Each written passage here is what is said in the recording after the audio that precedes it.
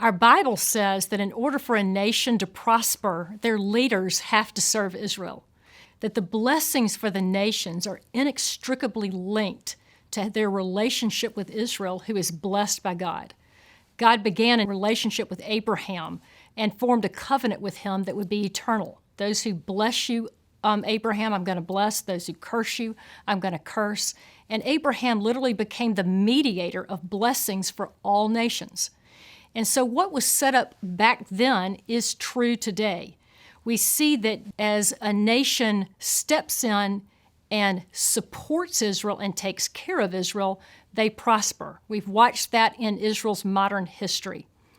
One of the scriptures that has been the most meaningful of all to so many people is Isaiah 49, where Isaiah prophesied and he said, the foreigners are going to rebuild your walls and the kings are going to serve you.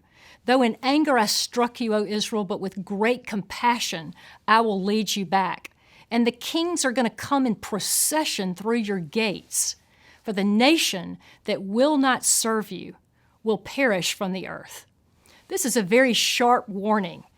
But he also followed it by saying that there are going to be kings who become your foster fathers, O Israel. Queens are going to become your nursing mothers. They're going to place you on their hips. They're going to become your allies, your keen friends. And so we're standing in a time inside of Israel's modern history where we're actually seeing that take place. In the recent Abraham Accords, we saw the very first normalizing of relations with Arab nations. Israel's first opportunity in their modern history to finally have normal relations, treaties that are reflected in military intelligence and industry and opportunities to stand together against some of the enemies of the region. This is extraordinary because Ezekiel talked about this in chapter 38. There will be a season in these latter days, once Israel is back in the land, where they're going to enter into a time of peace with their neighbors.